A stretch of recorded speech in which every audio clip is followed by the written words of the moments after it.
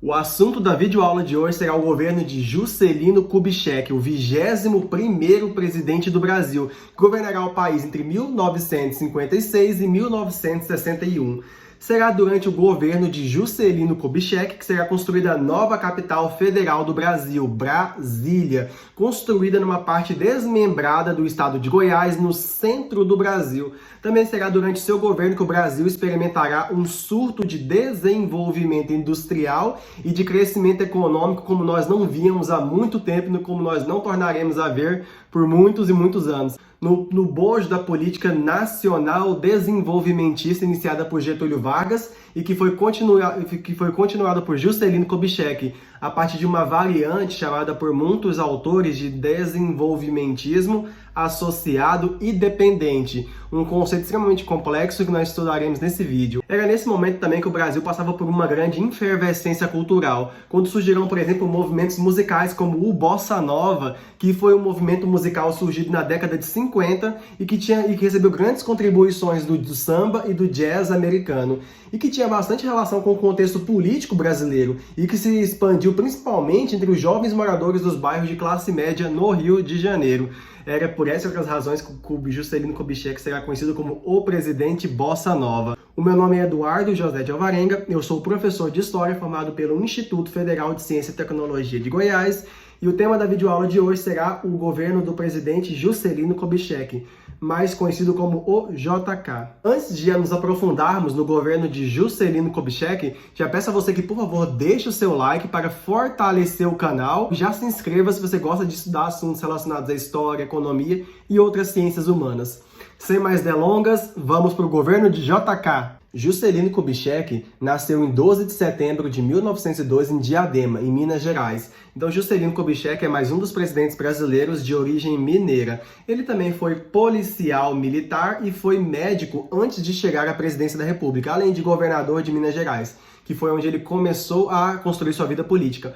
Como vocês viram na videoaula anterior que eu lancei aqui no canal, ele se candidatou à presidência da República através da coligação PTB-PSD, que o lançou a presidente da República junto à candidatura de João Goulart como vice-presidente. Nós vimos, galera, que a posse de JK foi muito conturbada. Afinal de contas, vários setores do Exército e frações da elite política lideradas pela UDN não queriam que JK tomasse posse por enxergarem ele como um herdeiro da política getulista. Afinal de contas, o PSD e o PTB foram dois partidos criados na época do Getúlio Vargas. Como vimos, galera, o Exército, associado a Carlos Lacerda e a UDN, tentaram promover um golpe de Estado que impediria a posse de JK. No entanto, esse golpe foi impedido por um militar, o general Lott, que tinha uma tradição legalista, que defendeu a posse de JK, dando um outro golpe de Estado, denominado depois como golpe preventivo, que assegurou a posse de JK. JK assumiu, então, galera, em janeiro de 1956. Nós vamos dividir essa aula, galera, em duas partes. Uma delas, no começo, eu vou falar sobre o governo de Juscelino Kubitschek, suas principais obras, principalmente as questões econômicas, e no finalzinho vamos discutir um pouquinho do que alguns autores chamam de modelo nacional desenvolvimentista associado e dependente, que para alguns autores, principalmente aqueles que compõem a chamada teoria da dependência, marcou a política econômica de Juscelino Kubitschek.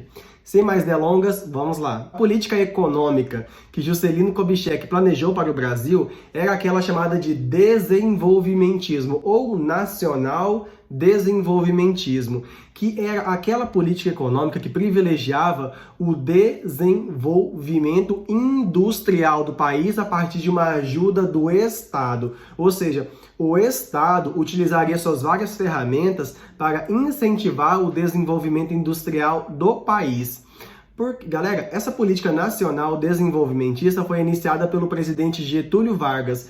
Por quê, galera? O Brasil até então era um país de economia majoritariamente agrária, um país que privilegiava o modelo econômico primário exportador, ou seja, que vendia gêneros primários para o comércio mundial, como café, borracha, algodão, soja, e recebia esse dinheiro vindo de fora como a sua principal forma de se sustentar. No entanto, galera, lá para a década de 1929, com a crise econômica de 1929, em que os mercados mundiais se retraíram e o Brasil não tinha para quem vender esses produtos primários, para receber o dinheiro, constatou-se que manter o Brasil como um país majoritariamente agrário e dependente unicamente das divisas de produtos primários vendidos para fora era uma grande desvantagem. Então, políticos como Getúlio Vargas investiram o dinheiro do Estado no desenvolvimento industrial do país.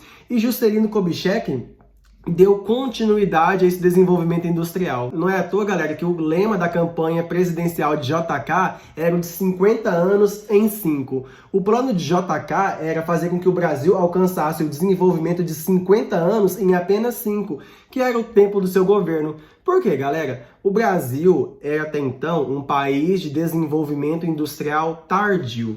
Por quê? Os principais países da Europa, como Inglaterra, França e os Estados Unidos da América do Norte, haviam alcançado sua industrialização há muito mais tempo, nos séculos 18, 19 e início do século 20. E o Brasil não era industrializado, muito pelo contrário. Ele comprava produtos industriais vindos desses países, o que nos tornava um país muito dependente dos gêneros industriais vindos desse país. E nós só tínhamos dinheiro para comprar esses produtos vindos de fora com aquilo que nós exportávamos. Então, qualquer diminuição do fluxo de exportação de produtos primários do Brasil fazia com que nós não tivéssemos dinheiro para comprar esses gêneros industriais vindos de fora. Como que o Brasil ficaria, então? O Brasil ficaria com uma mão na frente e outra atrás, se por alguma razão ou esses países entrassem em guerra e parassem de vender produtos industriais para nós, ou se nós não tivéssemos dinheiro para comprar esses produtos industriais.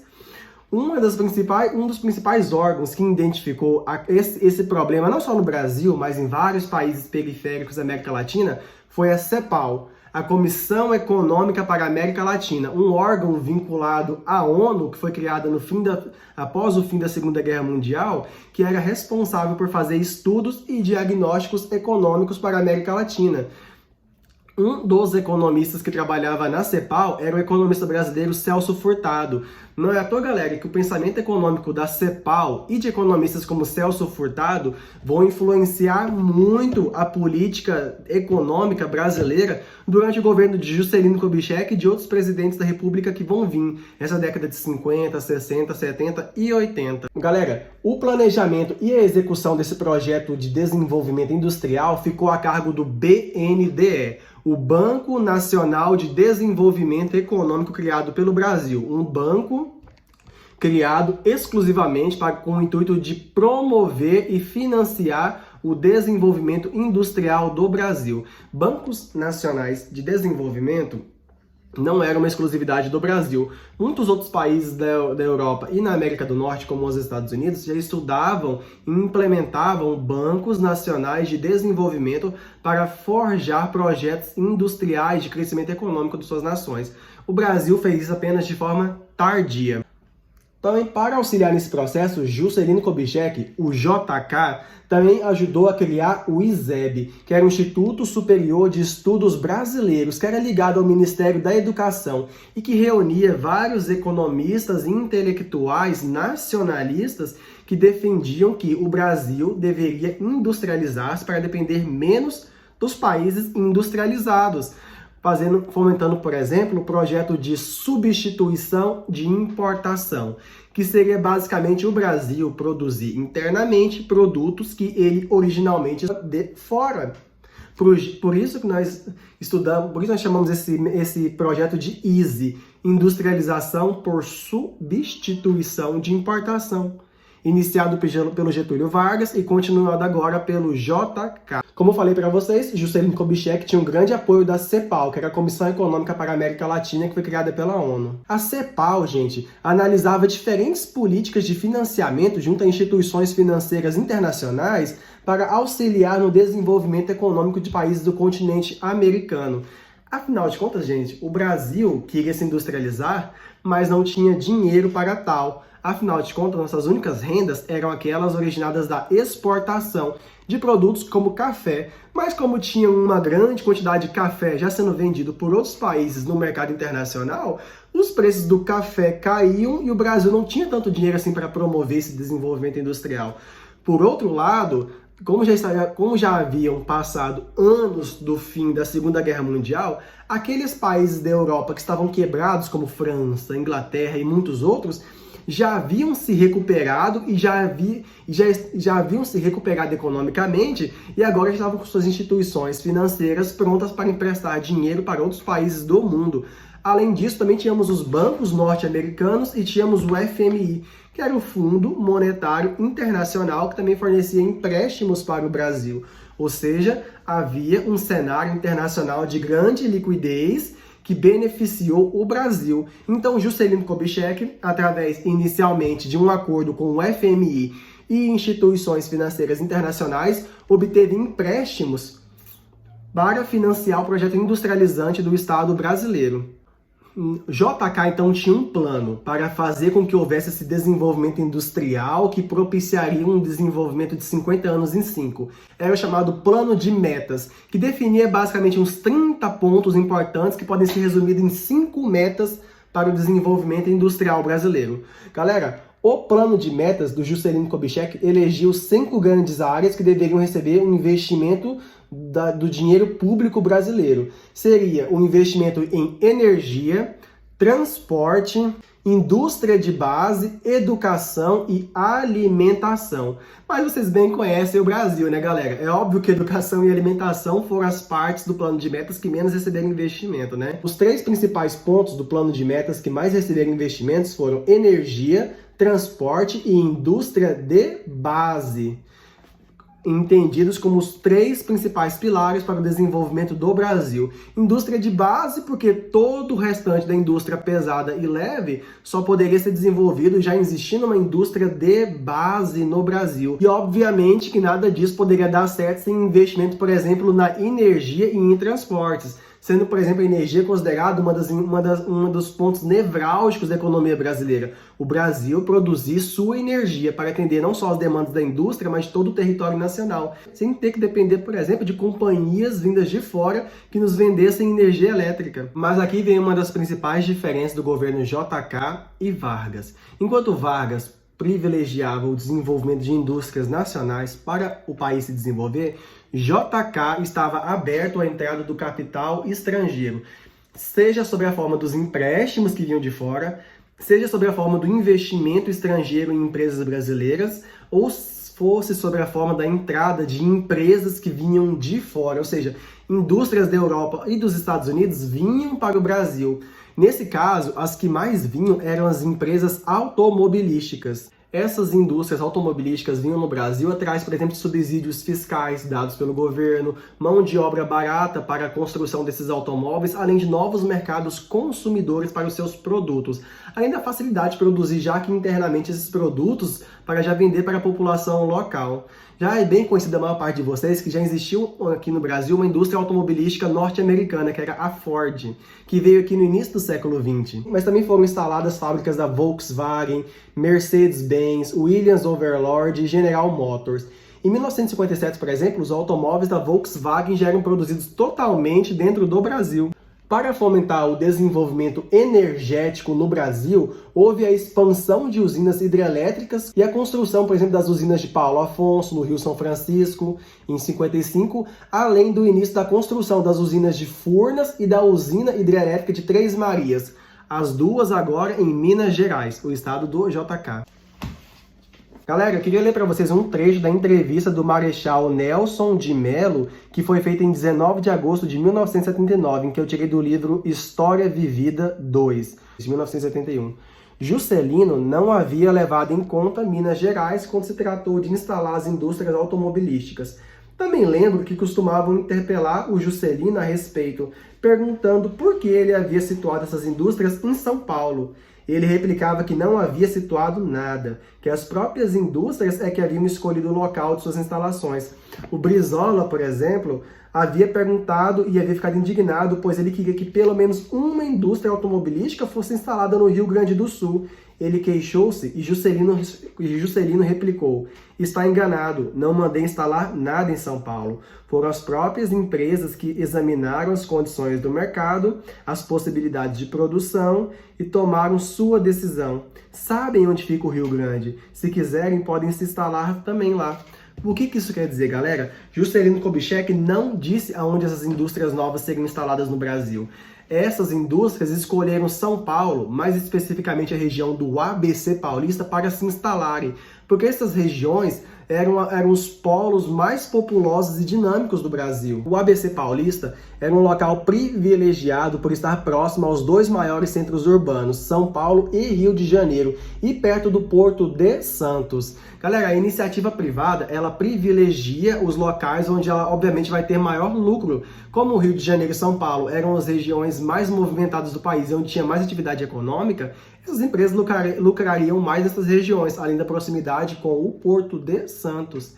Inclusive, galera, o governo federal de Juscelino Kubitschek, para incentivar a instalação de indústrias automobilísticas aqui no país, além desses incentivos fiscais, também apostou no investimento no modelo rodoviário.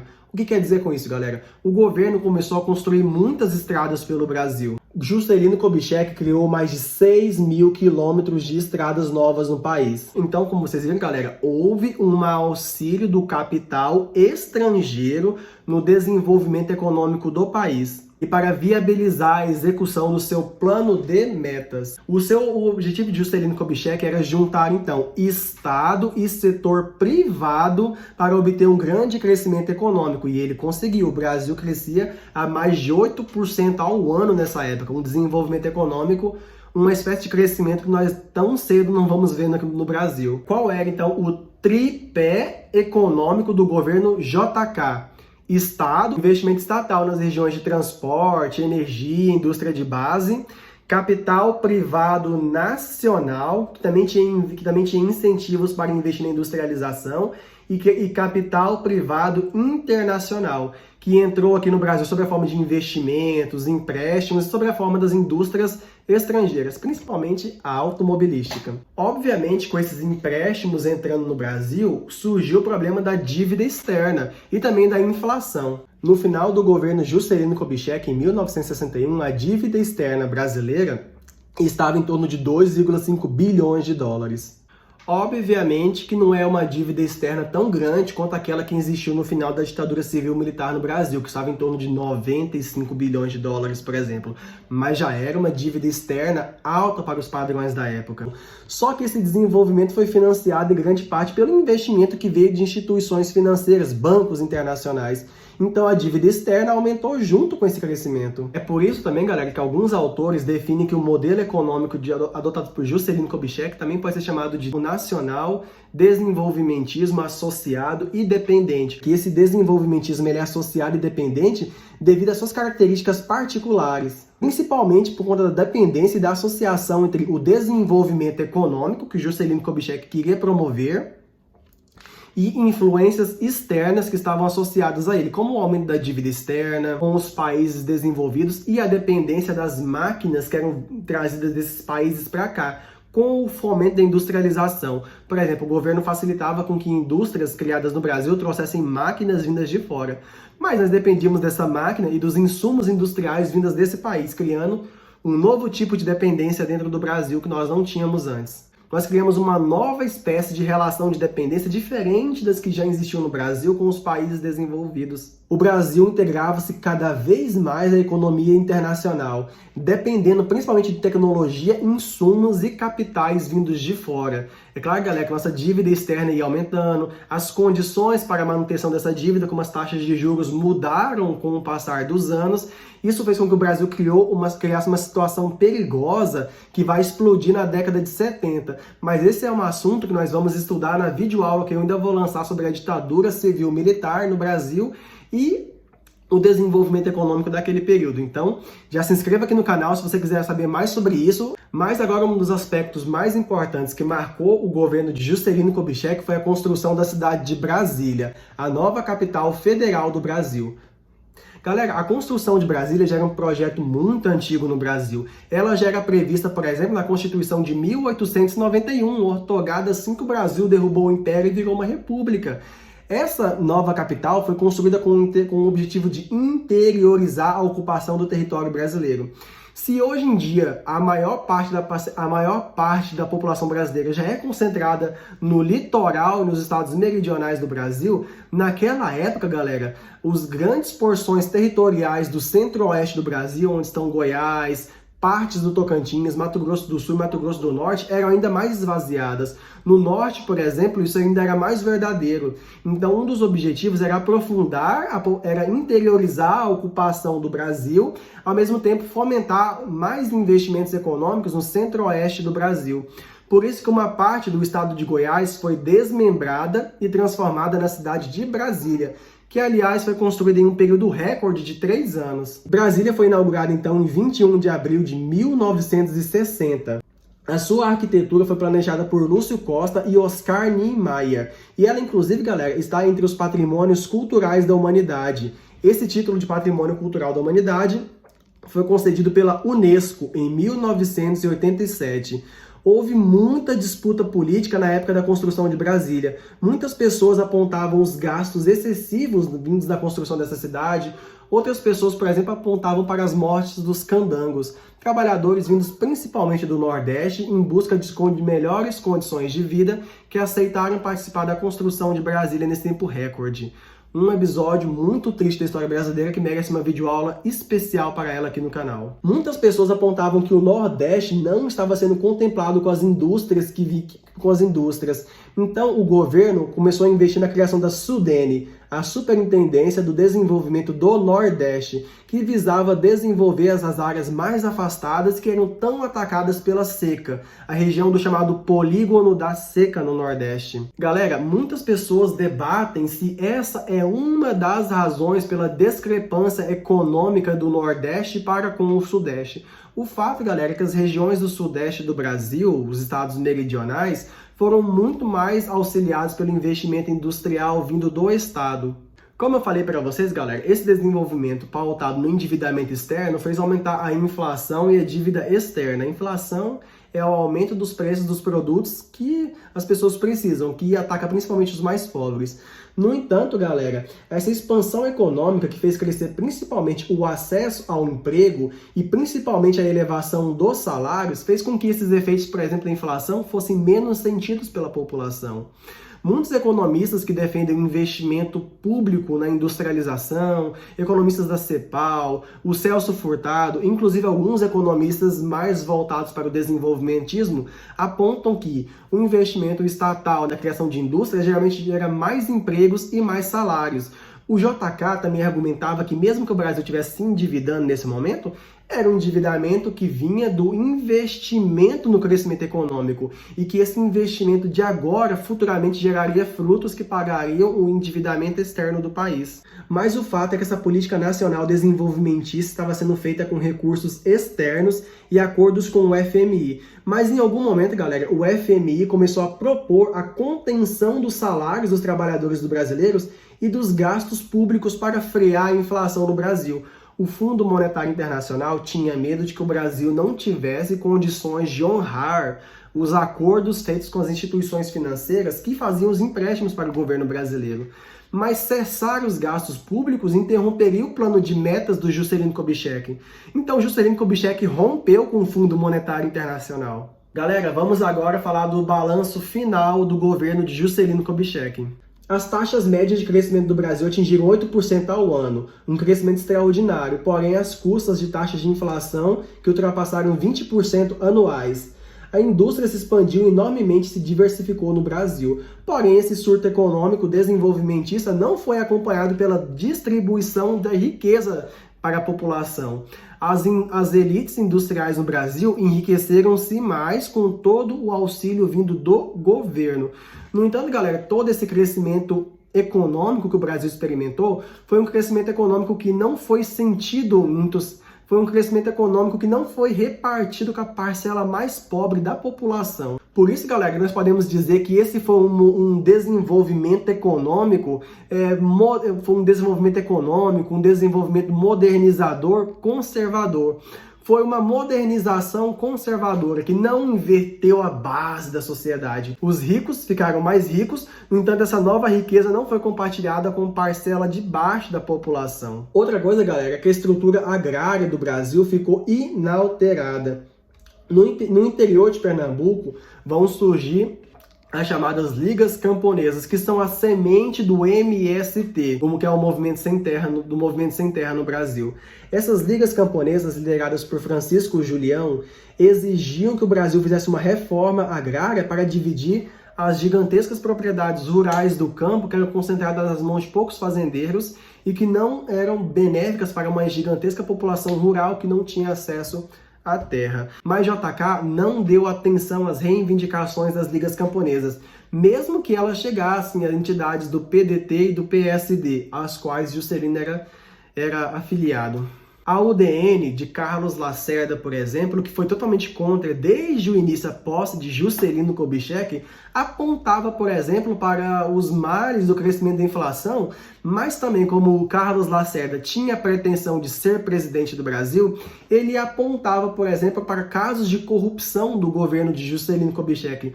Outra personalidade que apontava para a corrupção no governo de JK era o governador de São Paulo, Jânio Quadros, que nesse momento já lançava as bases para a sua campanha eleitoral e que o levariam a ser presidente do Brasil, que nós estudaremos na próxima videoaula aqui do canal, então não se esqueça de se inscrever.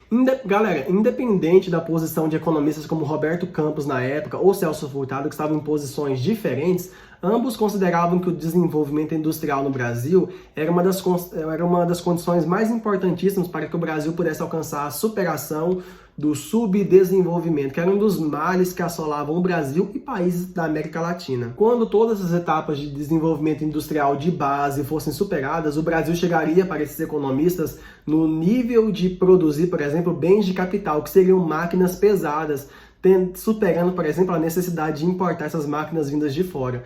Um problema, é claro, um nível, é claro, que o Brasil ainda não alcançou.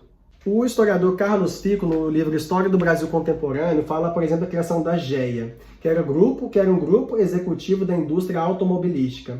Esses grupos executivos compunham o que se tornou conhecido como administração paralela no governo de JK. Apesar da crise que havia no seu governo, JK conseguiu encerrar o seu governo por conta da forte tradição conciliadora que o PSD tinha, e também de agradar, por exemplo, setores da oposição. E também porque JK, naquele contexto internacional da Guerra Fria, nunca chegou a afrontar diretamente os Estados Unidos, permanecendo-se alinhado à posição geopolítica dos Estados Unidos, em oposição à União Soviética, o que fez com que, por exemplo, o governo americano não tivesse nada contra o Juscelino Kubitschek naquele momento. Vamos falar agora, galera, do movimento musical Bossa Nova. A Bossa Nova foi um movimento que, na sua origem, construiu uma prática musical representativa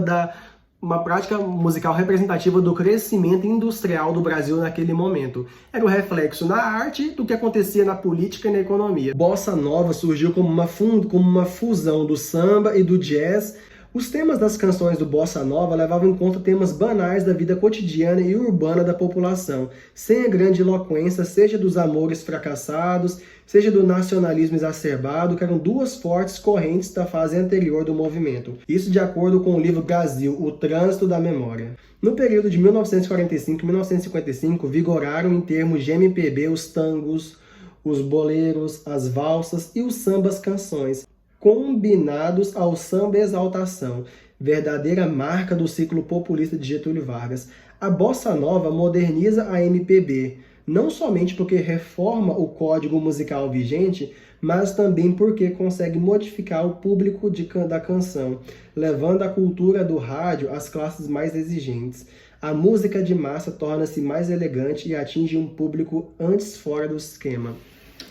JK entrou para a história, por exemplo, como o presidente Bossa Nova. Voltando agora, galera, para o assunto do desenvolvimento associado e dependente, que vai ser mantido pelos presidentes que vão vir depois de JK, inclusive vai ser mantido pelos presidentes generais durante a ditadura militar. Vieram, por exemplo, o problema da dependência externa, que ficou, por exemplo, evidente na necessidade que o país tinha de contrair empréstimos vindos de fora. Além disso, a cada vez maior inserção do Brasil na economia internacional nos deixou vulnerável ainda mais às crises econômicas internacionais. Dessa forma, galera, o projeto de desenvolvimento de Juscelino Kubitschek ficou cada vez mais relacionado às influências externas, principalmente como os desafios e limitações desse modelo econômico. Quais são os principais autores que falam desse problema da dependência externa e do desenvolvimento econômico associado e dependente? Nós temos, por exemplo, Rui Mauro Marini, que é um sociólogo brasileiro e autor de obras como Dialética da Dependência e Subdesarrollo e Revolução. Temos a Vânia Bambirra, economista e socióloga brasileira. Temos Teotônio dos Santos, um economista brasileiro e autor de obras como Imperialismo e Dependência, além do Fernando Henrique Cardoso, autor da famosa teoria da dependência. Enfim, galera, esse foi o assunto da videoaula de hoje, o governo de Juscelino Kubitschek. E se você gostou desse vídeo, não se esqueça de deixar o seu like para fortalecer o canal e incentivar o meu trabalho aqui.